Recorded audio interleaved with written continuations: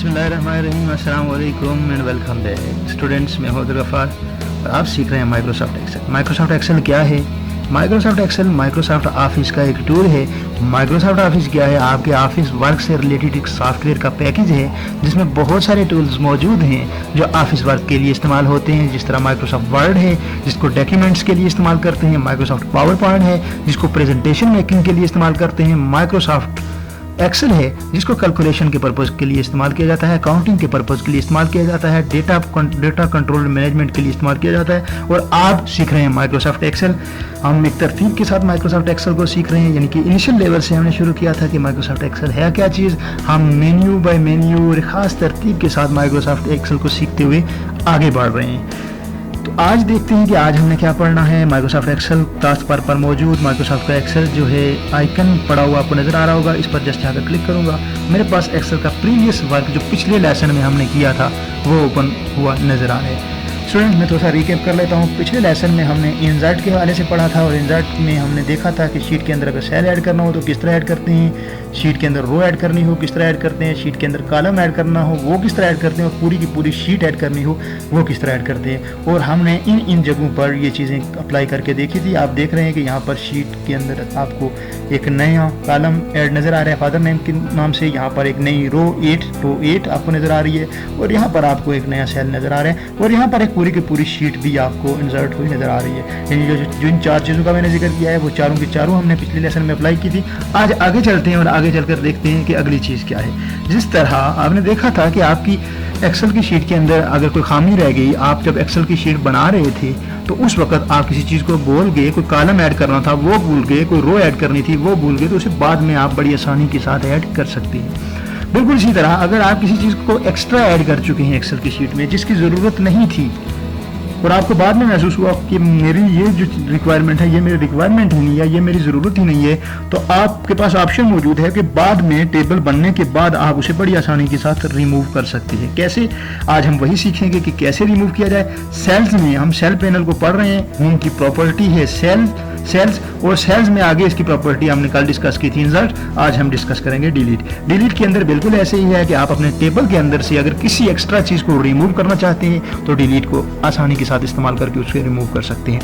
Students, देखते हैं किस तरह। फॉर एग्जांपल फादर नेम, ये फॉर एग्जांपल स्टेटस, मेरे पास एक स्टेटस है जिसकी फिल वक्त मुझे लगता है कि इस टेबल में ज़रूरत नहीं है, तो अगर मुझे डिलीट करना है तो मैं जस्ट इसको सिलेक्ट करूँगा और सिलेक्ट करके डिलीट करूँगा। बस एक और अहम बात, अगर आपने पूरे के पूरे कॉलम को सिलेक्ट करना है, सपोज अगर मैं यहाँ से इसकी सिलेक्शन करता हूँ तो ये इस टेबल के अंदर मौजूद ये कॉलम सिलेक्ट होगा और इसका डेटा सिलेक्ट होगा। अगर आप चाहते हैं कि शीट का पूरा कॉलम सिलेक्ट हो जाए तो उसके लिए आपको टॉप पर जाना पड़ेगा। ये शीट एल है, शीट का कॉलम एल है, इस एल पर जाएंगे आप तो आपके पास एक ब्लैक कलर का डाउन एरो नजर आ रहा होगा। इस डाउन एरो को जस्ट जाकर क्लिक करेंगे, आपके पास शीट का पूरा कॉलम सिलेक्ट हो चुका है। यानी शीट के पूरे कॉलम का मतलब ये है कि आप बिल्कुल पहली रो से लेकर पहले सेल से लेकर आखिरी सेल तक, और आपको पता है कि एक शीट के अंदर 10,48,000 समथिंग सेल्स मौजूद होते हैं, रोज मौजूद होती हैं। तो इस तरह आप इस पूरे को सिलेक्ट किया करें। टॉप पर जाकर सिलेक्ट करने के बाद मैं जाता हूं अपने जो आज हमने पढ़ना है डिलीट पर जाकर अभी फिल वक्त मुझे क्या करना है, शीट का कॉलम डिलीट करना है। आप जाकर यहाँ से sheet column delete sheet column, यहाँ पर जस्ट जाकर मैं क्लिक करूंगा और जो मैंने क्लिक किया आपने देखा कि आपके टेबल के अंदर से स्टेटस नाम का जो सेल था, जो पूरी की पूरी आपकी रो नहीं बल्कि पूरे का पूरा कॉलम था, वो पूरे का पूरा कॉलम यहाँ से खत्म हो गया। अब मुझे देखें वो शिफ्ट होकर एल इस तरफ एक कॉलम मूव हो गया। अब मुझे इसको भी अगर डिलीट करना है मैं जस्ट यहाँ पर जाकर क्लिक करूंगा, दोबारा डिलीट पर जाऊंगा और डिलीट पर जाने के बाद डिलीट शीट कॉलम पर जस्ट जाकर क्लिक करूंगा। अभी आप देख सकते हैं कि आपके टेबल के अंदर से जो एक्स्ट्रा चीज़ें थी, एक्स्ट्रा कॉलम्स थी, वो मुकम्मल रिमूव हो चुकी हैं। आप समझ चुके होंगे कि डिलीट का क्या फंक्शन है। डिलीट के अंदर आपने शीट की कॉलम को डिलीट किया है, इसका क्या फंक्शन है इसे आप बहुत अच्छे तरीके से समझ चुके होंगे। आगे चलते हैं, अगली चीज़ देखते हैं कि ये रो मेरे पास एक एक्स्ट्रा है जिसके अंदर किसी तरह का कोई डेटा नहीं है। अगर मुझे इस रो को डिलीट करना है तो सबसे पहले पूरी की पूरी रो को सिलेक्ट कीजिएगा, जो रो नंबर 8 है। यहाँ पर जाएंगे, आप कर्सर को लेकर जाएंगे तो खुद बहुत ब्लैक कलर का एरो आपको नजर आ रहा होगा जो आपको राइट साइड पर इंडिकेट कर रहा होगा कि इस तरफ की सिलेक्शन आप ले सकते हैं। जस्ट क्लिक करने से पूरी की पूरी रो सिलेक्ट हो जाएगी और रो सिलेक्ट करने के बाद मैं जाऊंगा आपके सेल्स में से जो होम मेन्यू का एक एक प्रॉपर्टी है, सेल्स पर जाऊंगा और सेल्स पर जाने के बाद डिलीट पर जाऊंगा और डिलीट पर जाकर मैं ये काम कर सकता हूँ कि डिलीट शीट रो मेरे पास एक्टिवेट है। जस्ट मैं यहाँ डिलीट शीट रो पर क्लिक करूंगा तो आप देख सकते हैं जो ही मैंने यहाँ पर क्लिक किया तो वो रो जो एक्स्ट्रा थी वो मुकम्मल तौर पर डिलीट हो चुकी है। स्टूडेंट्स बिल्कुल इसी तरह आप और भी चीज़ों को डिलीट कर सकते हैं। सपोज आपके पास कोई सेल है जो आपने एक्स्ट्रा डाल दिया है, जो पिछले लेसन में हमने एक सेल डाला था एक्स्ट्रा, अगर आप उसे रिमूव करना चाहते हैं तो आपके पास ऑप्शन मौजूद होता है कि आप उसे बड़ी आसानी के साथ डिलीट कर सकते हैं। किस तरह, देखिए मैंने एक सेल ऐड किया था, काशान और अमजद के दरमियान में एक सेल आपको नज़र आ रहा होगा, सेल जो एम्प्टी है जिसके अंदर किसी तरह का कोई डेटा नहीं है। मैं थोड़ा सा जूम कर लेता हूँ यहाँ से जाकर ताकि आपको नज़र आए। रुको करूँगा कि आपकी नज़रें ठीक हैं अल्हम्दुलिल्लाह अल्लाह के फजल करम से, इसलिए आपको नज़र आ रहा होगा। देख लीजिए कि यहाँ पर सेल नज़र आ रहा है काशान और अमजद के दरमियान पर। मुझे ये नहीं चाहिए, ये ख़त्म करना है, ये एक्स्ट्रा आ गया। तो इसको किस तरह करेंगे, इसको सिलेक्ट करेंगे। सबसे पहले कर्सर से क्लिक करते हुए सिलेक्ट किया और उसके बाद अपने होम मेन्यू की प्रॉपर्टी सेल्स पर गया और सेल्स पर जाने के बाद डिलीट पर जाकर जस्ट क्लिक किया और यहाँ से डिलीट पर जाने के बाद आपने ढूंढा कि कहाँ पर डिलीट सेल है। आपको पहले नंबर पर नज़र आ रहा है डिलीट सेल, जस्ट इस पर क्लिक करेंगे और आपसे पूछा जाएगा कि अगर ये सेल डिलीट हो जाए तो बाकी जो आपका सेल बचते हैं इसके ऊपर और नीचे उनको क्या किया जाए। तो आपने यही रखना है कि शिफ्ट सेल अप, यानी ये सेल डिलीट होगा तो नीचे वाला सेल अप आ जाए, इनके ऊपर आ जाए। यही मैं फॉर्मेटिंग रखना चाहूँगा और मैं ओके करूँगा। आपने देखा सेल डिलीट हुआ और अमजद जो नाम का स्टूडेंट था वो पहले नंबर पर आ गया, मतलब उस सेल की जगह पर आ गया।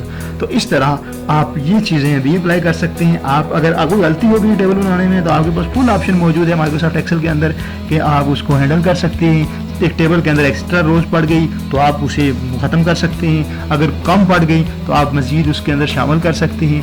इसलिए स्टूडेंट्स कोशिश किया करें, अच्छी अप्रोच ये है कि पहले जो टेबल आप बनाना चाह रहे हैं तो उसको एक ड्राई रन कर लें, मतलब पेपर पर उस टेबल को बना लें। जिस तरह ये टेबल है roll number, name, father name, तो ये पेपर पर डमी बना लें और फिर उसके बाद उसको गिन लें कि इसके अंदर कितने कॉलम्स हैं, कितनी हेडिंग्स हैं, तो उसके बाद आसानी के साथ आप टेबल बना सकते हैं। लेकिन बाद में अगर ऐड करना है या वहाँ से किसी चीज़ को रिमूव करना है तो भी आपको इंसर्ट की सूरत में ऐड करने के लिए और डिलीट की सूरत में वहाँ से रिमूव करने के लिए चीज़ें मौजूद हैं। स्टूडेंट्स आज हमने देखा कि अगर आपके टेबल के अंदर, अगर आपकी शीट के टेबल के अंदर सेल्स ज़्यादा हैं तो उन्हें कैसे डिलीट कर सकते हैं, अगर कोई रो ज़्यादा है तो उसको कैसे डिलीट कर सकते हैं, अगर शीट के अंदर कॉलम ज़्यादा है तो उसको कैसे डिलीट कर सकते हैं, और लास्ट चीज़ जो आज हम पढ़ने वाले हैं वो है शीट। पूरी के पूरी शीट आप कैसे डिलीट कर सकते हैं मैं पहले भी आपको बता चुका हूँ शॉर्टकट तरीका, लेकिन आपका जो एक प्रोफेशनल तरीका है वो ये है कि जिस शीट को डिलीट करना है जस्ट जाकर उसको सिलेक्ट करें।